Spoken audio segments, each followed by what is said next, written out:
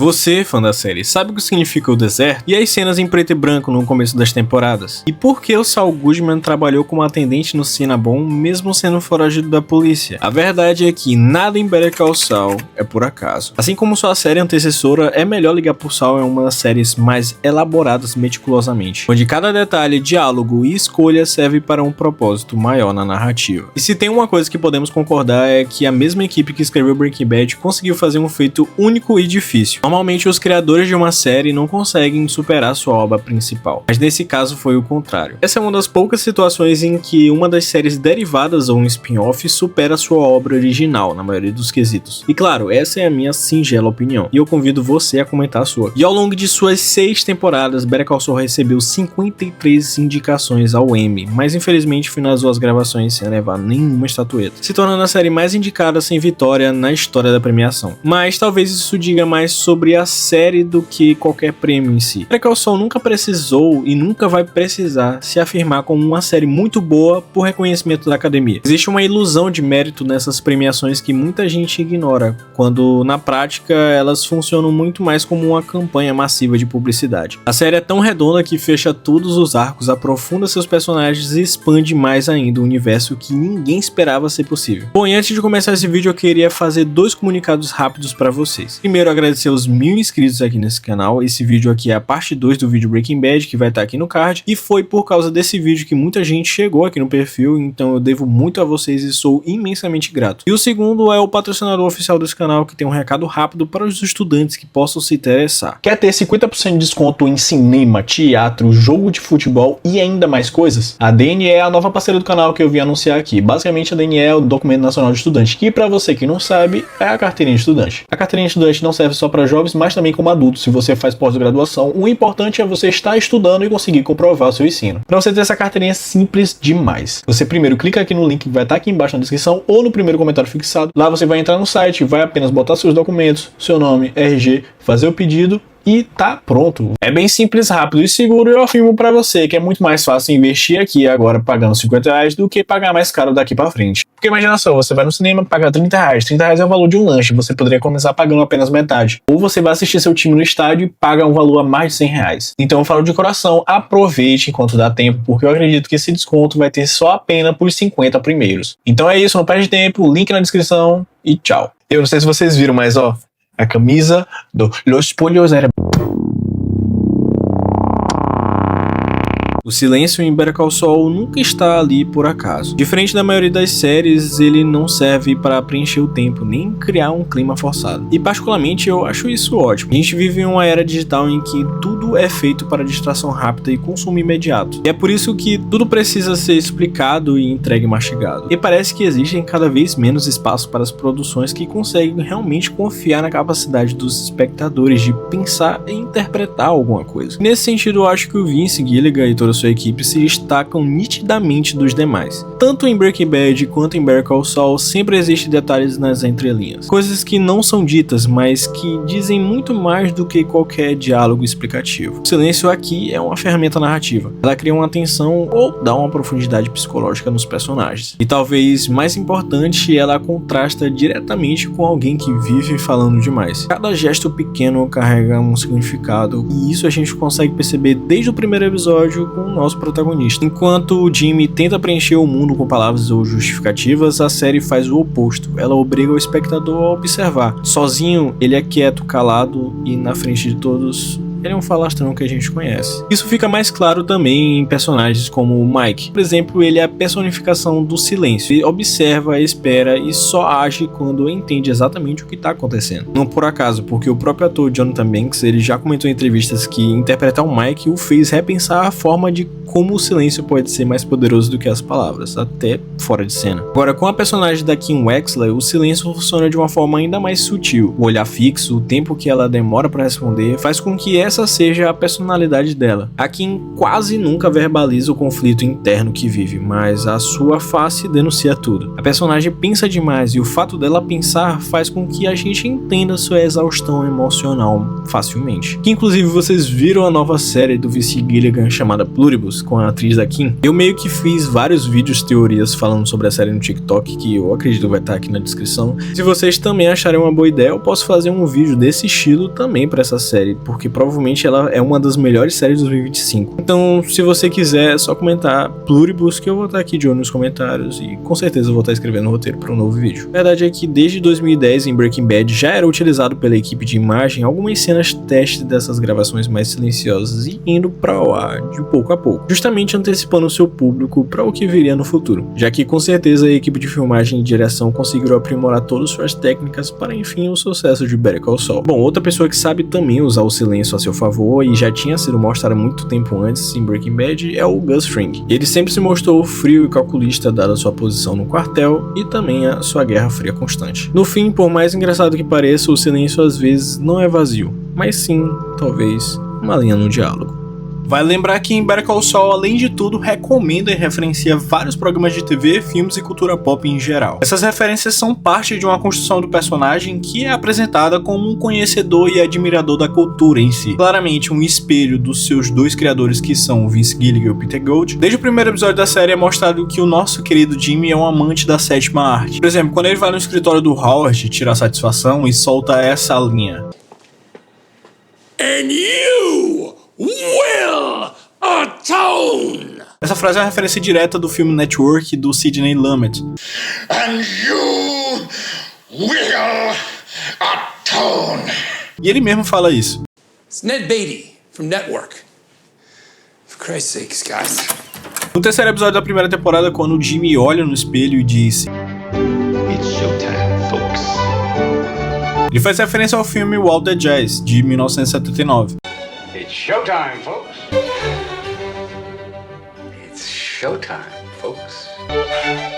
Showtime, folks. No filme, essa frase marca o momento em que o personagem entra em um modo de performance, deixando o homem para trás e assumindo o papel que o público quer dele. É exatamente isso que o Jimmy está fazendo ali no tribunal pra gente. Inclusive, também nesse episódio, ele encontra a família dos Cattermans. Não sei se vocês se lembram, mas ele fala a famosa frase do filme O Iluminado. Here's Johnny! Quando o Jimmy e a Kim também aplicam um golpe no engenheiro dele, Gibson, no episódio Bay Eye, eles convencem um homem a investir em uma empresa de fachada e fazem de tudo para ele assinar um cheque de $10 mil.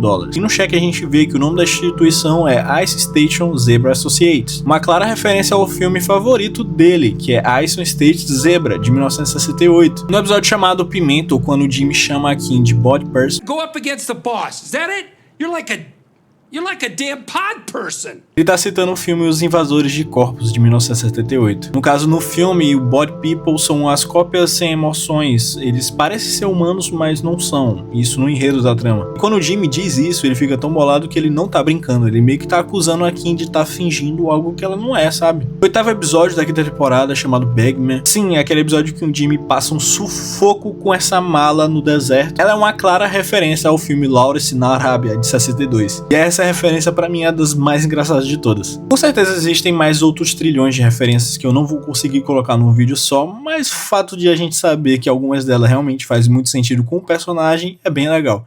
Antes de existir o Jimmy McGill, existiu o Sleepy Jimmy. Desde jovem, o Jimmy era alguém que sobrevivia de pequenos golpes e truques baratos e uma lábia muito boa. Essa natureza nunca foi escondida pela série, exatamente como é mostrada no episódio piloto chamado Juno. Aqui é mostrado o nosso advogado favorito quase levando um golpe daqueles gêmeos, mas por ser macaco velho, o Jimmy faz um acordo com eles para terceirizar o trabalho e no fim das contas ser um bom negócio para todo mundo. O que já mostra que desde o começo da série, o Jimmy sempre teve esse traço de personalidade. Inclusive, esse episódio pra mim é um dos melhores episódios pilotos da face da Terra, porque justamente a primeira vítima do esquema desses três foi simplesmente a abuelita do Tuco Salamanca. Enfim, Better Call Saul faz questão de deixar claro que o Jimmy nunca foi um protagonista puro que foi corrompido depois. Ele sempre foi alguém tentando encontrar um lugar usando as ferramentas que tinha. Acima de tudo, ele quer provar algo ao seu irmão. E é por isso que ele dá um fim no Sleep Jimmy e passa no exame para se tornar um advogado, assim se tornando James Morgan McGill, ou Jim McGill para os mais próximos. Chuck McGill, seu irmão, representa tudo o que o Jimmy não é e tudo o que ele gostaria de ser. Mesmo trabalhando na empresa do Chuck, ele vive no limite financeiro e ainda assim insiste. E a série faz questão de mostrar essa crueza, porque ela é fundamental para entendermos essa dinâmica de que nem sempre tudo é dinheiro, mas também é. Quando finalmente consegue uma chance no escritório, Davis Man de McGill é contratado por Cliff no episódio Switch, o primeiro episódio da segunda temporada. E abrindo essa temporada parece que o caminho tá certo e finalmente se abriu as portas para ele. O Jimmy acaba ganhando um bom salário, é respeitado por profissionais, mas infelizmente o problema sempre foi ele mesmo, mas que sirva de lição. É nesse ponto que a série deixa claro que o Jimmy é criativo demais para um sistema que exige uma obediência. Quando ele passa a defender criminosos e aceita isso,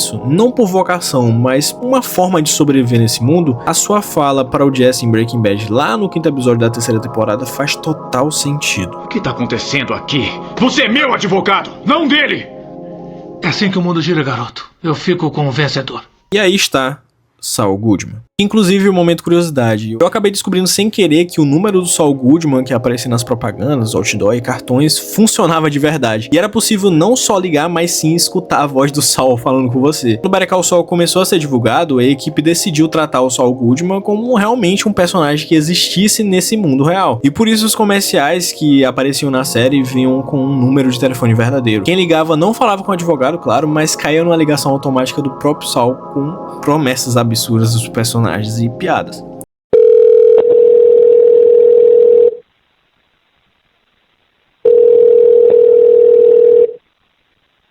Wrongful eviction, black mold, unwanted exposure to genitalia. What could these things have in common? A bank. I'm Saul Goodman. If you've been duped, swindled, or victimized by Mesa Verde Bank and Trust, you may be entitled to a large cash settlement. Leave a message after the tone and I'll make sure you get to pick your bone.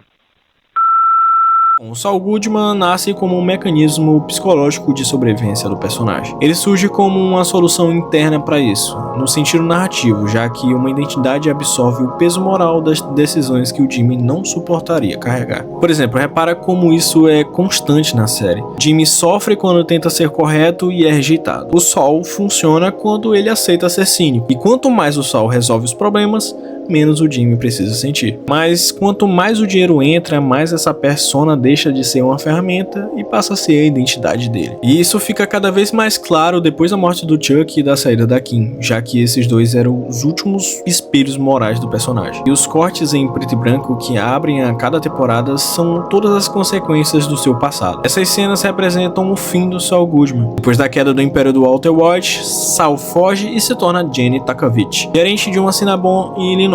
Inclusive, muitas pessoas da comunidade se perguntavam por que o Saul aceitou um trabalho de atendimento público, sendo que a imagem dele ainda rolava nos comerciais, e ele poderia trabalhar claramente em algo mais isolado, como o Walter fez no final da temporada. E a resposta disso é simples e dolorosa, que me fez refletir bastante. O Jimmy sempre foi movido não por dinheiro, mas sim por pessoas. Ele conversava com idosos, fazia amizade com Mike, criava vínculos com clientes improváveis, e na verdade o dinheiro nunca foi um motor principal, mas sim o reconhecimento que, dada a sua análise psicológica, a família nunca deu. Por isso, Jenny Takovich é tão importante. Quando o Saul não pode mais existir, o Jimmy é forçado a voltar a sentir tudo que ele estava anestesiado, a sua culpa, arrependimento, solidão e o silêncio em preto e branco. E é por isso que o final da série é tão poderoso. Quando o Saul decide realmente assumir tudo e fazer um dos monólogos mais extraordinários da série. Ele não apenas confessa seus crimes, mas sim reintegra suas identidades. Porque é a primeira vez em que o Jimmy para de fugir de si mesmo.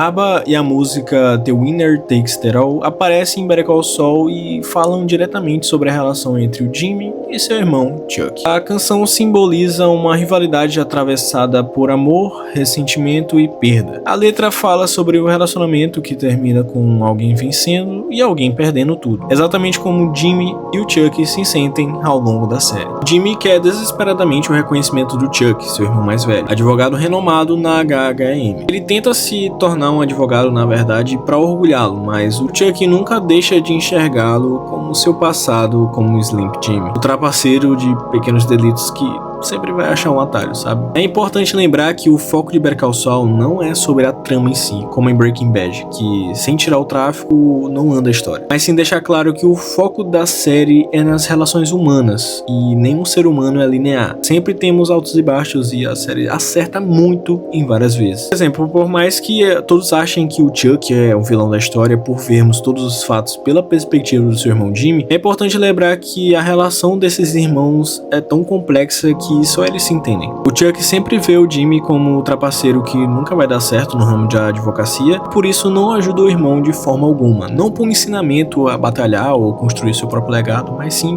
por inveja. E o Jimmy sempre foi uma pessoa extrovertida que consegue conquistar pelo menos um sorriso da pessoa mais séria da sala. E tudo isso de forma natural, coisa que seu irmão Chuck não consegue. E começou a alimentar uma mistura de emoções com ressentimento pelo irmão, sendo que o Jimmy nunca quis o mal do Chuck. O que nos leva à cena do karaokê no episódio Winner, da 4ª temporada, episódio 10. Em um flashback deixa clara essa dinâmica. Festa para celebrar a conquista do Jimmy ter passado no exame da Ordem dos Advogados pela primeira vez, e assim ele pede para cantar junto com seu irmão Chuck, só que ele recusa, mas o Jimmy força várias vezes justamente para fazer seu irmão se soltar. Quando o Chuck acaba cedendo, os irmãos cantam a música juntos. E todos acham graça do Jimmy porque ele tá com o microfone e canta totalmente desafinado e fora do tempo, mas por ele estar com o microfone, o Chuck se sente que não tem controle daquela situação. Em determinado momento, o Chuck toma o microfone e começa a cantar muito bem. O Jimmy até fica de canto e fica feliz por isso, mas no fundo aquela cena tem um pouco de malícia na personalidade do Chuck, já que ele tomar o microfone na verdade é mais sobre uma relação de poder e da inveja silenciosa dele. A música reforça a ideia de que nessa rivalidade não existe empate, sempre alguém precisa perder para o outro ganhar. E por mais que essa cena tenha vindo só na 4ª temporada, a série já pensou nessa mensagem muito tempo antes, até porque é mostrada essa dinâmica do vencedor desde o primeiro episódio quando o Jimmy fala com Howard. Em um flashback decisivo, vemos a morte da Ruth McGill, a mãe dos dois, e o Chuck esteve ali o tempo todo tentando ser o filho perfeito, buscando a aprovação dela, mas nos últimos segundos da sua vida, o nome que ela chama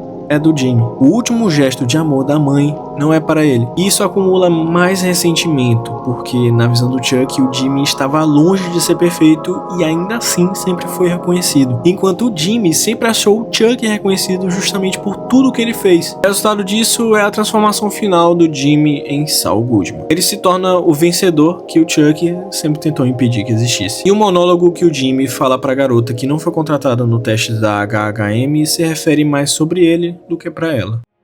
Oh, hi. Hi. You didn't get it.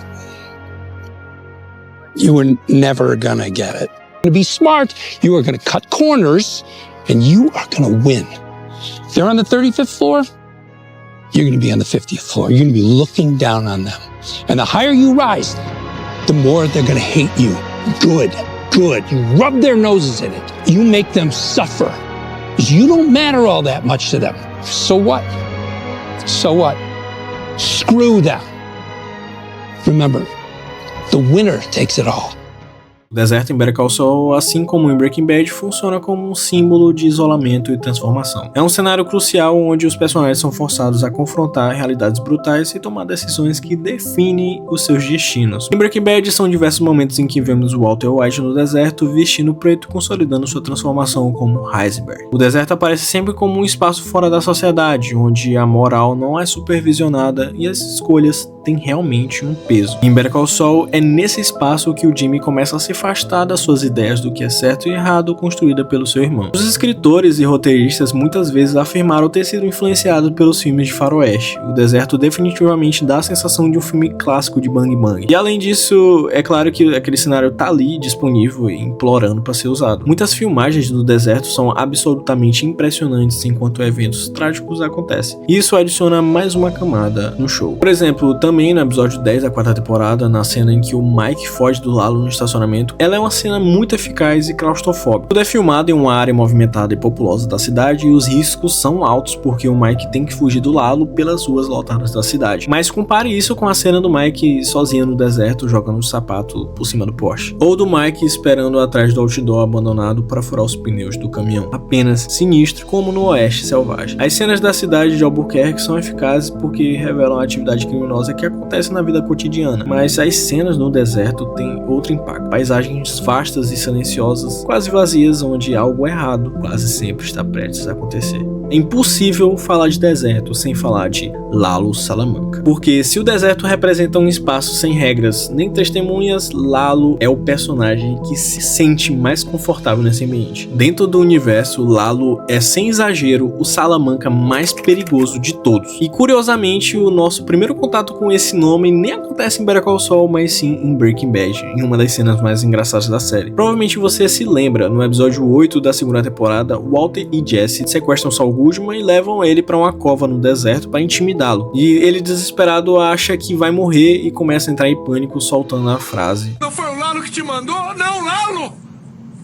Quem? Ah, graças a Deus, Deus! Naquele momento, em 2009, o Lalo não era ninguém. Era apenas um nome jogado num diálogo para reforçar a ideia de que o Saul era um advogado pilantra. Quando o vice Gilligan e Peter Gould começaram a desenvolver Better Call Saul, Gilligan chegou a dizer em entrevistas que era totalmente contra trazer o Lalo para a série. Na visão dele, não era necessário responder todas as pequenas perguntas deixadas em Breaking Bad. E foi aí que Peter Gould insistiu na ideia. Ele defendia que existia sim uma dívida com os fãs e que se o Saul tinha realmente tanto medo desse Lalo a ponto de implorar pela própria vida, então esse personagem precisava existir. Diferente dos outros Salamancas, o Lalo é totalmente diferente de todos. E quando você olha para os outros membros, isso fica evidente. O Tuco Salamanca é imprevisível, mas infantil. Ele meio que age por emoção, uma ofensa pessoal e ele explode de raiva. Os primos, se você se lembra, eles são assassinos silenciosos e eficientes, extremamente letais, mas limitados. Eles executam a ordem com perfeição, porém são previsíveis. Hector Salamanca, por sua vez, é a intimidação pura. Ele é o nome e a reputação da família, mas fora isso é explosivo, rígido e previsível. Não à toa foi relativamente fácil para o Gus manipulá-lo usando o Nacho para deixá-lo preso numa cadeira de rodas. Já o Lalo é tudo aquilo que os outros não são. Ele é extremamente calmo, diferente do Tuco. Ele é inteligente, onde os primos são metódicos, e ele é adaptável, onde o Hector é rígido demais. Lalo entende como o jogo funciona e o mais importante, ele entende como as pessoas funcionam. Ele se aproxima com carisma, cria uma sensação quase agradável, mas sem qualquer hesitação, ele mata. O público nunca sabe exatamente o que ele está pensando e isso gera um desconforto constante. E num universo onde quase todos agem por impulso, quem sabe esperar é sempre o mais letal. Um dos romances mais complexos é com certeza o da Kim e do Jim. Muitas pessoas ficam na dúvida de quem realmente é o culpado, se a Kim foi apenas uma vítima do Saul ou ela realmente é cúmplice o tempo inteiro, já que ela era uma advogada brilhante, ambiciosa e ética. Ela veio do nada, construiu tudo sozinha e tinha um potencial imenso para sua carreira. Mas tudo isso foi corroído aos poucos quando ela se envolve com Jimmy. As mentiras, os golpes, a adrenalina de quebrar as regras, no início parecia controlável, mas aos poucos isso desgasta a identidade e a confiança que a Kim tinha sobre si mesma. Ela perde a carreira e acabou se punindo diariamente, vivendo em um emprego vazio, como se a monotonia fosse a única solução para sua redenção depois da morte do Howard. Dizer que a Kim não foi influenciada pelo Jimmy é ignorar todo o desenvolvimento da personagem, até porque ela não acordou de um dia pro outro tentando decidir arruinar sua carreira. Foi uma descida lenta, movida por uma codependência, tendo Jimmy como catalisador. E ao mesmo tempo, reduzir a Kim a uma vítima passiva também é injusto. A Kim, ela claramente é uma personagem que sempre soube o que estava fazendo, tendo plena consciência do que é certo ou errado, e essa é uma das coisas mais fascinantes da série. Ninguém obrigou a Kim a voltar aquele carro para ajudar o golpe do Howard. Ninguém forçou ela a continuar, ela estava ali por vontade própria. A própria Kim verbaliza isso quando diz: "Você pode ser ruim pra mim,